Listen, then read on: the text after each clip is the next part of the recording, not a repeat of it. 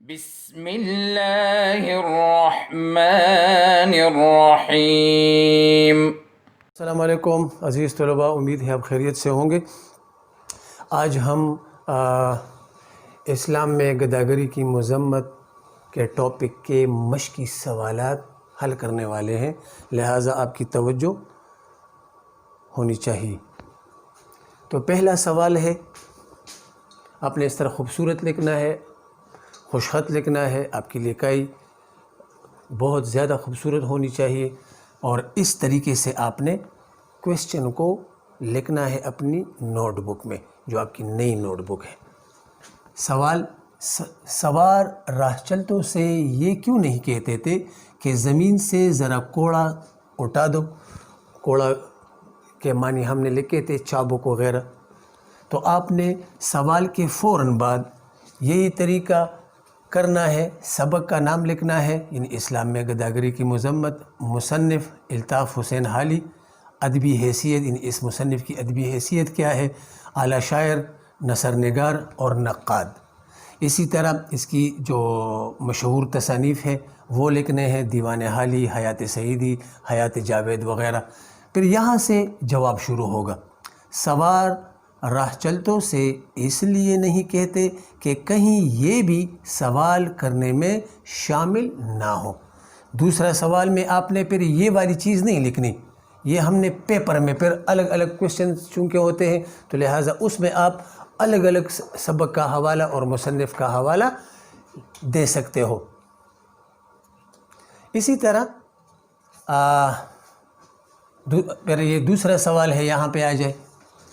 سوال نمبر 2، کوئی ایسی روایت لکھے جسے یہ ثابت ہو کہ رسول پاک صلی اللہ علیہ وسلم بھیک مانگنے کو ناپسندیدہ فعل قرار دیتے تھے۔ تو پھر جواب آپ نے ڈائریکٹ ہی لکھنا ہے۔ عائد بن عمر رضی اللہ تعالیٰ سے روایت ہے کہ آپ صلی اللہ علیہ وسلم نے فرمایا، اگر تم لوگ جانو کہ سوال کرنے کے کیا نتائج نکلتے ہیں، یعنی اس کا کیا نتیجہ نکلتا ہے، کیا اثرات ہوتے ہیں اس کے، تو کوئی شخص سوال کرنے کے لیے دوسرے شخص کی طرف رخ نہ کرے، مطلب آگے نہ بڑھے اور اس سے کوئی چیز مانگے نہ۔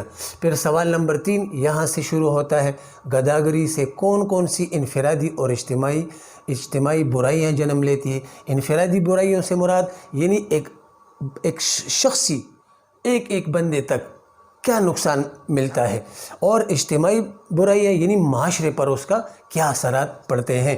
تو انفرادی برائیوں اس طرح ہم نے لکھا ہے کہ گداگری سے انسان سست، کاہل اور بیکار بن جاتا ہے، وہ معاشرے پر بوجھ بن جاتا ہے، کام کا نہیں رہتا۔ اجتماعی برائیوں میں کیا ہے، گداگری سے معاشرہ مختلف مسائل کا شکار ہو جاتا ہے، ترقی رک جاتی ہے، لوگ سستی اور کاہلی کا شکار بن جاتے ہیں، کام کرنے والے لوگ ختم ہو جاتے ہیں۔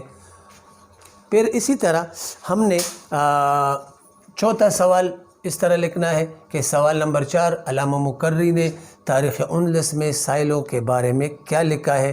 تو آپ نے جواب لکھنا ہے، علامہ مقرری نے تاریخ اندلس میں لکھا ہے کہ یہاں جس سائل کو تندرست دیکھتے ہیں تو انہیں نہایت ذلیل کیا جاتا ہے، اس کو بے عزت کیا جاتا ہے، ڈانٹا جاتا ہے۔ یہی وجہ ہے کہ یہاں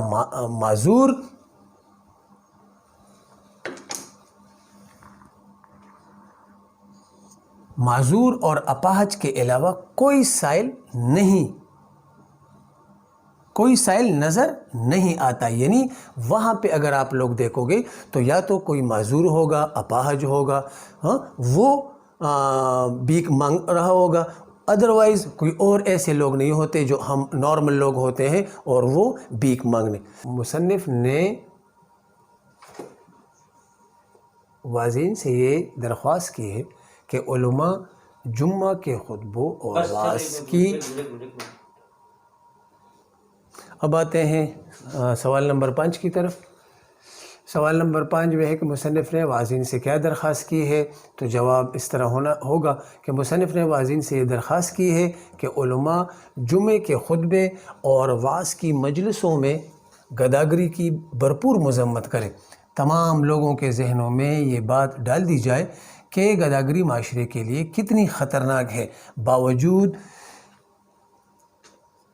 اسے یعنی اس بندے کو کچھ دینے کے ثواب کے الٹا گناہ کا مرتکب ہونا ہے۔ سوال نمبر 6 کی طرف اب تھوڑا سا آ جائے تو سوال نمبر 6 میں ہے کہ حضرت عمر رضی اللہ تعالیٰ عنہ نے یہ کیوں فرمایا کہ تو سائل نہیں تاجر ہے؟ جواب، ایک مرتبہ ایک سائل یعنی بیکاری نے آواز دی کہ بھوکا ہوں۔ حضرت عمر رضی اللہ عنہ نے کچھ کھلانے کو کہا، کھانے کے کچھ دیر بعد اس نے دوبارہ آواز نکالی۔ آپ رضی اللہ عنہ نے دیکھا کہ وہی سائل ہے اور دوبارہ مانگتا ہے۔ آپ رضی اللہ عنہ نے اس کی جولی کا ایک سرا پکڑ کر جو روٹیوں سے بری ہوئی تھی، کیا ہوئی تھی؟ بری ہوئی تھی،